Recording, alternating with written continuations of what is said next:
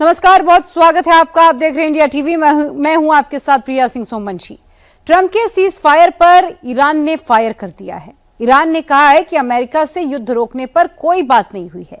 Iran की संसद मजलिस के स्पीकर गालिबाफ ने बातचीत से इनकार कर दिया है। अमेरिकी न्यूज एजेंसियों ने गालिबाफ से बात होने का दावा किया था। गालिबाफ ने इसे ट्रंप की फेक न्यूज बताया। गालिबाफ का कहना है कि ट्रंप फेक न्यूज फैलाकर शेयर बाजार और तेल बाजार को मैनिपुलेट कर रहे हैं। उनका यह भी कहना है कि अमेरिका और इजरायल युद्ध शुरू करके फंस गए हैं और अब वो भागने का बहाना ढूंढ रहे हैं। ईरान युद्ध में ट्रंप भले ही शांत हो गए हैं, लेकिन वॉर के नाम पर बंगाल बहुत गर्म हो गया है। बंगाल चुनाव युद्ध की तरफ मुड़ चुका है। युद्ध के सारे महारथी बंगाल का रुख कर चुके हैं।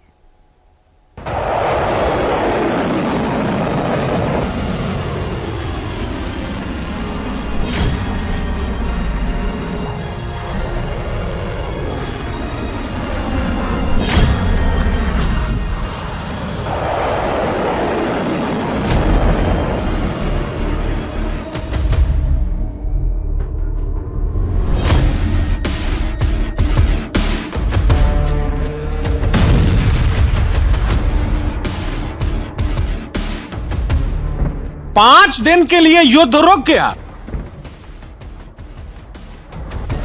5 दिन के लिए ट्रंप ने सीज फायर कर दिया।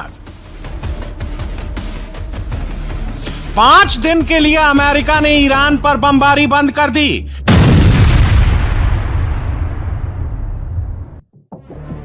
5 दिन के लिए अमेरिकी मिसाइलें रोक दी गईं।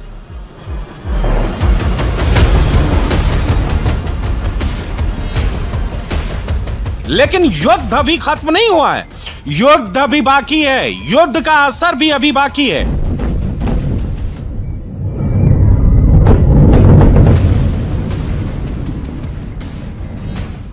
इस युद्ध के कारण दुनिया में जो कठिन हालात बने हैं, उनका प्रभाव लंबे समय तक बने रहने की आशंका है। इसलिए हमें तैयार रहना होगा, हमें एकजुट रहना होगा। डोनाल्ड ट्रंप के एक तरफा ऐलान से ठीक पहले प्रधानमंत्री नरेंद्र मोदी ने मिडिल ईस्ट के युद्ध पर सबसे बड़ी बात कह दी। युद्ध का असर लंबा रहेगा। वॉर इफेक्ट अभी तुरंत खत्म नहीं होने वाला है। मोदी सरकार लंबी तैयारी कर रही है। आप भी सीट बेल्ट बांध लीजिए। इस समय पश्चिमी एशिया की हालत चिंताजनक है। इसका पूरे विश्व की अर्थव्यवस्था पर, लोगों के जीवन पर बहुत ही विपरीत असर हो रहा है। भारत के सामने भी इस युद्ध ने अप्रत्याशित चुनौतियां खड़ी कर दी हैं। ये चुनौतियां आर्थिक भी हैं, नेशनल सिक्योरिटी से जुड़ी भी हैं और मानवीय भी है।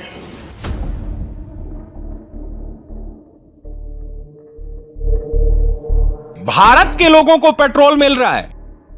भारत के लोगों को डीजल मिल रहा है। गैस की थोड़ी किल्लत है। सिलेंडर के लिए लाइन लग रही है, लेकिन शुक्र है कि गैस भी मिल रही है। खाद के लिए किसानों को कोई लाइन नहीं लग रही है। अभी तक खाद भी आसानी से मिल रही है। नरेंद्र मोदी प्रधानमंत्री हैं, इसलिए गारंटी है कि स्ट्रेट ऑफ हॉर्मुज के रास्ते से निकलकर भी गैस भारत पहुंच रही है।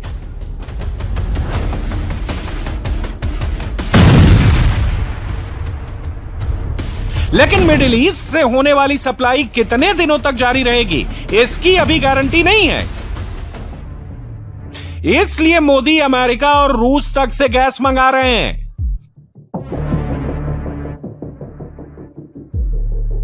युद्धरत और युद्ध से प्रभावित देशों के साथ भारत के व्यापक व्यापारिक रिश्ते हैं। जिस क्षेत्र में युद्ध हो रहा है, वो दुनिया के दूसरे देशों के साथ हमारे व्यापार का भी एक महत्वपूर्ण रास्ता है। कच्चे तेल और गैस की हमारी जरूरतों का एक बड़ा हिस्सा यही क्षेत्र पूरा करता है। लगभग 1 करोड़ भारतीय खाड़ी देशों में रहते हैं और वहां काम करते हैं। 24 दिन पहले शुरू हुए युद्ध ने सप्लाई के साथ साथ प्रोडक्शन का भी संकट खड़ा कर दिया। 5 दिन बाद युद्ध अगर फाइनली रुक गया तो भी कतर, सऊदी अरब, कुवैत और यूएई के तेल और गैस फील्ड से प्रोडक्शन शुरू करने और उसकी सप्लाई शुरू करने में महीनों का वक्त लग सकता है।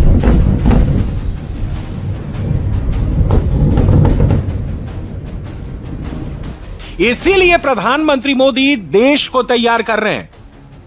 इस वक्त मिडिल ईस्ट के हालात को 5 पॉइंट में समझिए। नंबर 1, जिस स्ट्रेट ऑफ हॉर्मुज से दुनिया का 20% क्रूड और गैस फ्लो होता है वो स्ट्रेट ऑफ हॉर्मुज बंद है। नंबर 2, ईरान की IRGC ने स्ट्रेट ऑफ हॉर्मुज में समुद्री माइंस बिछा दी हैं जिनको हटाने में महीनों लग सकते हैं। नंबर 3, युद्ध से कतर के रास लाफान गैस फील्ड को भारी नुकसान पहुंचा है। यहां प्रोडक्शन शुरू करने में कम से कम 8 महीने लग सकते हैं। दुनिया के सबसे बड़े क्रूड ऑयल एक्सपोर्टर सऊदी अरब की तेल कंपनियों को भी बड़ा नुकसान हुआ है। और नंबर 5, अमेरिका ने ईरान के पावर इंफ्रास्ट्रक्चर पर हमला 5 दिन के लिए रोका है। बाकी हालात जंग वाले ही हैं। ईरान है कि मानता नहीं है। ईरान ने ट्रंप का सीज फायर वाला प्रपोजल ठुकरा दिया है। इजरायल भी नहीं मान रहा है। इजरायल अब भी ईरान पर बम दाग रहा है। ईरान के सुप्रीम लीडर मुज्तबा खामनेई ने अपने पिछले मैसेज में स्ट्रेट ऑफ हॉर्मुज को बंद रखने का ऑर्डर दिया है। मुज्तबा का दूसरा ऑर्डर अभी नहीं आया है। इस वक्त भी अमेरिकी मरीन्स कमांडो हिंद महासागर के रूट से अरब सागर की तरफ बढ़ रहे हैं। ब्रिटेन ने अपनी न्यूक्लियर पावर्ड सबमरीन ईरान के पास लाकर खड़ी कर दी है। सीज फायर के ऐलान से पहले ट्रंप ईरान को मिट्टी में मिलाने की बात कर चुके हैं और ईरान ने भी बदला लेने की कसम खा रखी है। यानी युद्ध दोबारा कभी भी भड़क सकता है। बम और मिसाइलें कभी भी दोबारा चल सकती हैं। इसीलिए हिंदुस्तान फूंक फूंक कर कदम रख रहा है। भारत में बड़ी मात्रा में कच्चा तेल, गैस और फर्टिलाइजर जैसी अनेक जरूरी चीजें हॉर्मुज स्ट्रेट के रास्ते से आती हैं। युद्ध के बाद से ही हॉर्मुज स्ट्रेट में जहाजों का आना जाना बहुत चुनौतीपूर्ण हो गया है। बावजूद इसके हमारी सरकार का ये प्रयास रहा है कि पेट्रोल, डीजल और गैस की सप्लाई बहुत ज्यादा प्रभावित न हो। देश के सामान्य परिवारों को परेशानी भी कम से कम हो, इस पर हमारा फोकस रहा है।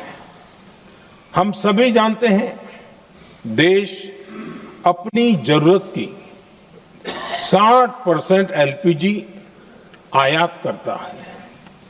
इसकी सप्लाई में अनिश्चितता के कारण सरकार ने LPG के डोमेस्टिक उपयोग को प्राथमिकता दी है। साथ ही LPG के देश में ही उत्पादन को भी बढ़ाया जा रहा है। पेट्रोल, डीजल की सप्लाई पूरे देश में सुचारू रूप से होती रहे, इस पर भी लगातार काम किया गया है। भारत ने बीते 11 वर्षों में अपनी एनर्जी इंपोर्ट का डाइवर्सिफिकेशन किया है। पहले क्रूड ऑयल, LNG, LPG ऐसी एनर्जी जरूरतों के लिए 27 देशों से इंपोर्ट किया जाता था। वहीं आज भारत 41 देशों से एनर्जी इंपोर्ट करता है। जो लोग कहते हैं कि प्रधानमंत्री देश की बड़ी समस्याओं पर नहीं बोलते, मोदी ने उन सबकी शिकायत आज दूर कर दी। लोकसभा में प्रधानमंत्री ने 24 मिनट का भाषण दिया। इस 24 मिनट में 24 दिन के युद्ध का और भारत के लिए अगले 24 हफ्ते की तैयारियों का ब्यौरा है। भारत के पास 53 लाख मीट्रिक टन तेल का स्ट्रेटेजिक रिजर्व है। सरकार इसे 65 लाख मीट्रिक टन तक बढ़ाने का काम कर रही है। इथेनॉल ब्लेंडिंग से भारत सालाना 4.5 करोड़ बैरल तेल बचा रहा है। रेलवे के बिजलीकरण से सालाना 180 करोड़ लीटर डीजल की बचत हो रही है। भारत अपनी जरूरत का 40% गैस प्रोडक्शन खुद कर रहा है। 60% गैस इंपोर्ट और डाइवर्सिफाई किया गया है, यानी अब भारत स्ट्रेट ऑफ हॉर्मुज पर डिपेंड नहीं है। भारत में बिजली प्रोडक्शन कैपेसिटी मैक्सिमम लेवल पर काम कर रही है। सभी बिजली घरों में कोयले का स्टॉक 100% मेंटेन रखा गया है। सोलर एनर्जी, हाइड्रो पावर यानी पनबिजली और पवन चक्की यानी हवा से बिजली बनाने की कैपेसिटी बढ़ाई गई है। इलेक्ट्रिक बसें, इलेक्ट्रिक कार और इलेक्ट्रिक स्कूटी को भी बढ़ावा दिया गया है। केंद्र सरकार ने राज्यों को 15,000 इलेक्ट्रिक बसें मुहैया कराई हैं। भारत सरकार गल्फ और आसपास के शिपिंग रूट्स पर निरंतर नजर बनाए हुए है। हमारा प्रयास है कि तेल हो, गैस हो, फर्टिलाइजर हो, ऐसे हर जरूरी सामान से जुड़े जहाज भारत तक सुरक्षित पहुंचे। हम अपने सभी वैश्विक सहयोगियों के साथ निरंतर संवाद कर रहे हैं ताकि हमारे मैरीटाइम कॉरिडोर सुरक्षित रहे। ऐसे प्रयासों के कारण बीते दिनों हॉर्मुज स्ट्रेट में फंसे हमारे कई जहाज भारत आए भी हैं।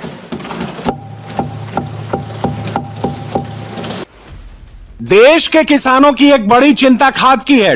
2-2.5 महीने बाद जून में खरीफ की फसलों की बुआई शुरू हो जाएगी। युद्ध चलता रहा तो खाद की किल्लत होगी। मोदी के विरोधी खाद पर नजरें गड़ाकर बैठे हैं। प्रधानमंत्री ने खाद वाली चिंता पर भी ध्यान दिया है। देश के किसानों ने हमारे अन्न के भंडार भर रखे हैं, इसलिए भारत के पास पर्याप्त खाद्यान्न है। हमारा यह भी प्रयास है कि खरीफ सीजन की ठीक से बुआई हो सके। सरकार ने बीते सालों में आपात स्थिति से निपटने के लिए खाद की पर्याप्त व्यवस्था भी की है। अतीत में भी हमारी सरकार ने दुनिया के संकटों का बोझ किसानों पर नहीं पड़ने दिया था। कोरोना और उस समय के युद्धों के दौरान उस समय भी ग्लोबल सप्लाई चेन में डिस्टरप्शन आ गई थी। दुनिया के बाजार में यूरिया की एक बोरी 3,000 रुपये तक पहुंच गई, लेकिन भारत के किसानों को वही बोरी 300 रुपये से भी कम कीमत में उपलब्ध कराई गई। युद्ध के इसी माहौल में चुनाव होने वाला है। युद्ध का असर 140 करोड़ से ज्यादा भारतीयों पर पड़ रहा है, लेकिन सबसे ज्यादा असर मुसलमानों पर पड़ा है।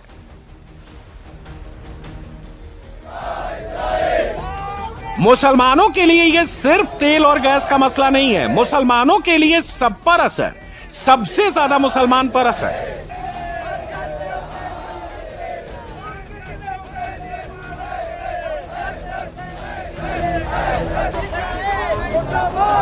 बंगाल चुनाव में कूदने से पहले ओवैसी इसे बखूबी भुना रहे हैं। जो बात मुसलमानों के दिल में है वही बात ओवैसी की जुबान पर है।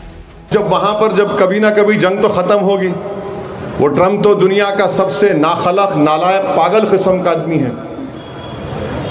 उसके साथ वो जहन्नम का कुत्ता नेतन्याहू है। ये लोग सब बर्बाद करना चाह रहे। और आप याद रखिए, इसका सबसे बड़ा नुकसान भारत को होने वाला है। आप जाना ही नहीं था इजराइल, क्यों गए आप? आपके जाने के 2 दिन के बाद उन्हें बदमाशी हमला को शुरू कर दिया उन्हें, और दुनिया को दिखाया कि मैं 70,000 फलस्तीनियों को मार दिया, तब भी मोदी मेरे पास आए। जेनोसाइड किया आपने, कुछ है ही नहीं। माने ये पूरे ज़ायनिस्ट लोगों की एक साजिश है कि इस हमले से भारत को नुकसान पहुंचाया जाए। ये बात सच है, बोल रहा हूं मैं आपको। यही चाहता है नेतन्याहू, एक जालिम और एकदम खबीस किस्म का आदमी है। मुझे खौफ है, डर है कि अगर कहीं वो न्यूक्लियर बम ना इस्तेमाल कर ले, क्या होगा फिर उसके बाद? मस्जिद अक्सा, बैतुल मुक़द्दस, ये ज़ायनिस्ट लोग पसंद नहीं करते। अगर वो वैसे ही चल गया तो असर ममता पर पड़ेगा। ओवैसी बंगाल पहुंचने वाले हैं, वहां उनके मेजबान पहले से तैयार हैं। मुर्शिदाबाद में बाबरी मस्जिद बनवा रहे हुमायूं कबीर बंगाल में ओवैसी के मेजबान होंगे। हुमायूं कबीर टीएमसी से निकाले जाने के बाद अपनी नई पार्टी जनता उन्नयन पार्टी बना चुके हैं। वो बंगाल की मुस्लिम बहुल सीटों पर कैंडिडेट उतार रहे हैं। ओवैसी उन्हीं हुमायूं कबीर के साथ गठबंधन करके बंगाल का चुनाव लड़ेंगे। पश्चिम बंगाल में ओवैसी को अपनी पॉलिटिक्स के लिए उपजाऊ जमीन दिख रही है। बंगाल में 9 जिले ऐसे हैं जहां मुस्लिम वोटर का दबदबा है। मुर्शिदाबाद में करीब 70% मुस्लिम वोटर हैं। मालदा में 52% मुस्लिम वोटर हैं। उत्तरी दिनाजपुर में 50% से ज्यादा मुसलमान हैं। बीरभूमि में 37% मुसलमान हैं। दक्षिण 24 परगना में 36% मुसलमान, नदिया में 27%, हावड़ा में 27% और उत्तर 24 परगना में 26% मुस्लिम वोटर हैं।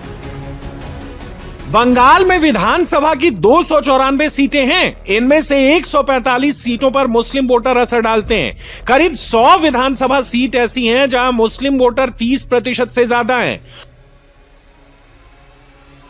ओवैसी 2021 के चुनाव में भी बंगाल गए थे, लेकिन तब वो अकेले पड़ गए थे। फुरफुरा शरीफ वाले पीरजादा ने ओवैसी को गच्चा दे दिया था। इस बार ओवैसी को हुमायूं कबीर का प्लेटफॉर्म मिल गया है।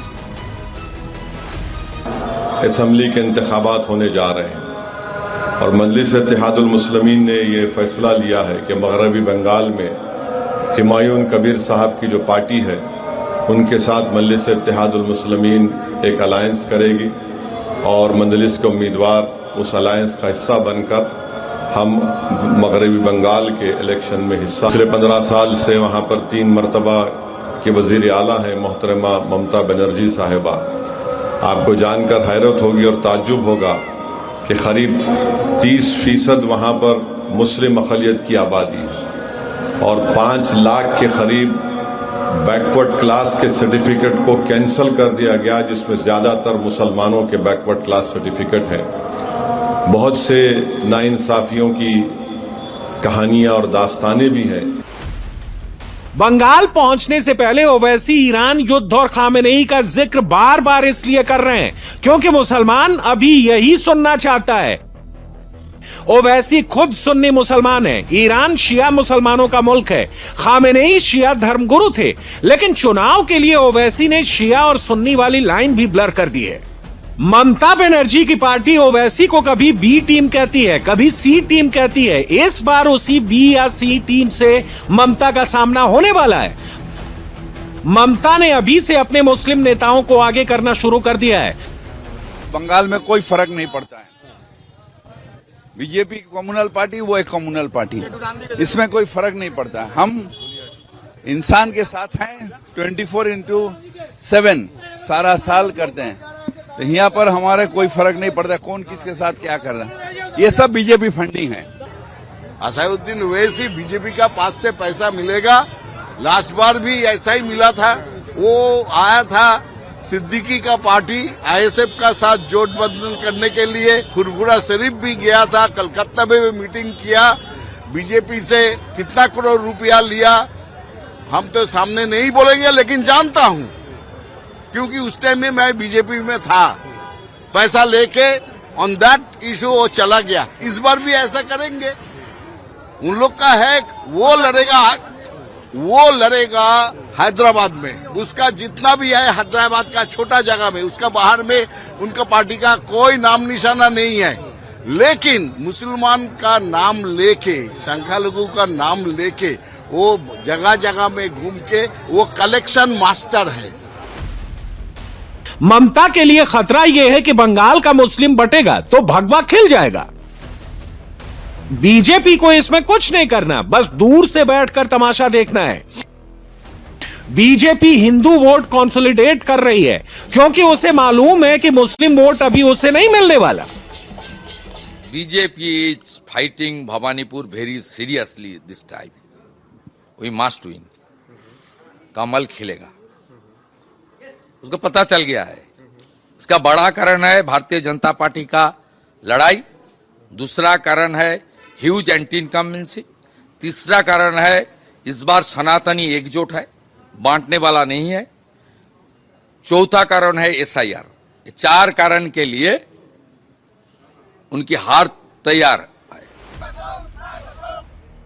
बंगाल में अभी बीजेपी के लोकल नेता चुनाव प्रचार कर रहे हैं। मिडिल ईस्ट में युद्ध का तनाव थोड़ा कम होगा, तब यहां मोदी का प्रचार भी शुरू होगा। अगर युद्ध चलता रहा तो भी मोदी बंगाल आएंगे। उससे पहले वो तेल, गैस, खाद की किल्लत को कंट्रोल करने में लगे हैं। भारत की भूमिका स्पष्ट है। शुरुआत से ही हमने इस संघर्ष को लेकर अपनी गहरी चिंता व्यक्त की है। मैंने स्वयं भी पश्चिम एशिया की सभी संबंधित नेताओं से बातचीत की है। मैंने सभी से तनाव को कम करने और इस संघर्ष को खत्म करने का आग्रह किया है।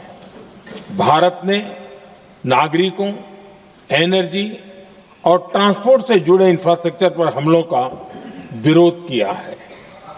कमर्शियल जहाजों पर हमला और हॉर्मुज स्ट्रेट जैसे अंतर्राष्ट्रीय जलमार्ग में रुकावट अस्वीकार्य है। चुनाव बंगाल में है, राहुल गांधी गुजरात में हैं।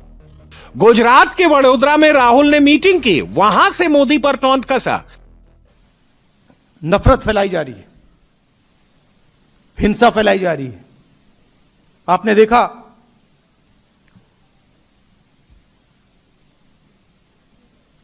ईरान में युद्ध हो रहा है। देखा, प्रधानमंत्री भाग गए थे पार्लियामेंट हाउस से, देखा आपने? देखा था?